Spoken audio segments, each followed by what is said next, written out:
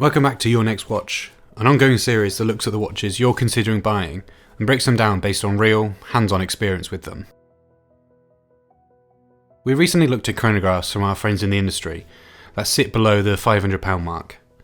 One brand that featured was Christopher Ward. This is still a young English brand that is one of the leading micro brands in the industry. Although their C3 Grand Tourer chronograph caught my eye, it's their C65 Sandhurst Series 1 that we're exploring more of today. And rightfully so. This sits in their military collection, alongside two other watches that are licensed by the UK's Ministry of Defence. As this is a pretty noteworthy collaboration, does the watch draw parallels to the MOD's polished approach to operations? Let's take a deeper dive into this one. The watch itself comes in at 38mm wide, with a thickness of 11.6mm and a lug-to-lug measurement right around 45mm. Those are pretty great stats for a field watch. The stainless steel case itself effectively combines both brushed and polished surfaces to really strengthen this watch's robust feel. Due to the case's design and the way the caseback sits in the wrist, the watch actually feels more like a sub 10mm thick piece in the real world. Substantial lugs and a large plain steel bezel only add to the quality of the case. Flipping the watch over, we have an engraved solid caseback depicting the British Army heraldic badge with British Army W10 just below. If you were ever in doubt about the credibility of this watch, the caseback is your friendly reminder. The watch is powered by the Sleater SW200 movement, which, if you've been around watches for a while, you'll know this is one of the most popular movements for Swiss-made watches. This is actually the Kosk grade version of the movement, which naturally worked faultlessly during my time with the watch. Turning the watch back over, we are met with a matte black dial with white printing and faux patina lume present.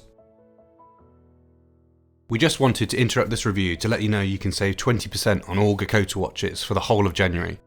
It's simple.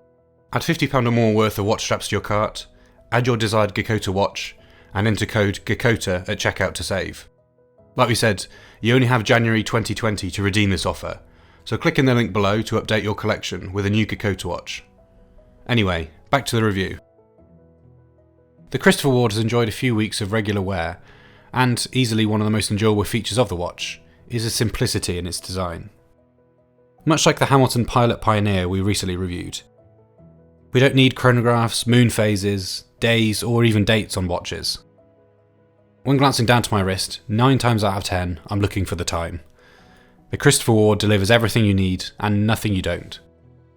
Let's talk about the case on this watch, and it's fantastic.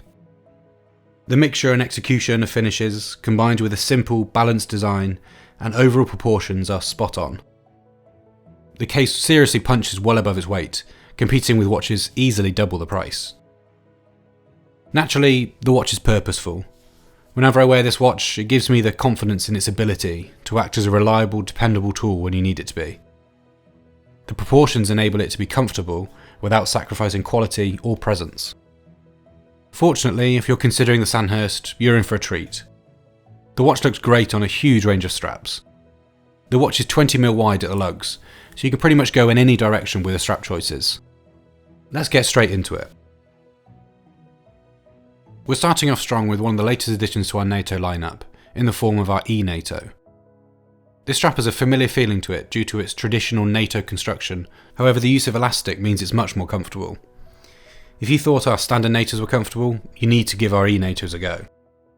Due to the straps being elastic, they never feel too tight or too loose, as they will adjust on the go. Here the yellow stripe picks up on and hints at the faux patina, as well as complementing the red-tipped seconds hand. Next up is the Cheswell in distressed grey, and instantly this combo makes the watch look incredibly casual. As we find ourselves recommending more and more grey straps, the Cheswell stands out as a perfect complementary option for the Sandhurst, for 3 main reasons. To start with, the watch is very subdued in design, meaning the distressed leather adds some much needed texture to the watch.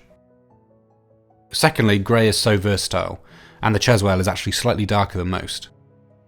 And finally, you get easy to use quick release spring bars for simple strap changes. Finally, we have something a little more classic that pulls on the historical touches of the Sandhurst. The Kington dress has a beautiful sheen which covers a pull-up leather below. The result is a strap that will give you the illusion of a lovely worn leather instantly. We also see contrasting beige stitching to pick up on the faux patina loom throughout the dial. The final icing on the cake for this strap is the padding. This strap is seriously comfortable. We've yet to come across a completely perfect watch, although some have come pretty close. And with that in mind, let's take a critical look at the Sandhurst and see what we would change. Firstly, the hands. Some of you probably saw this coming, and although they have the same style as the Smith's W10, they are pretty long. As mentioned before, both hour and minute hands are surprisingly similar in style and length, which felt like a hindrance to the legibility of the piece. This is only emphasised by how clean and simple the rest of the dial is. Next, the Christopher Ward logo. Now, you only have to Google Christopher Ward logos to gather an understanding on how much they've played around with their logos over the years.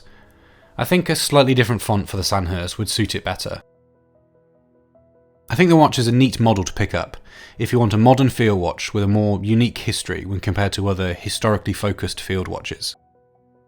A COSC certified movement with an appropriate design and a great case is a huge benefit of the watch, considering you can pick this model up for £795. If the Sandhurst C65 is anything to go by, Christopher Ward's future is looking very bright.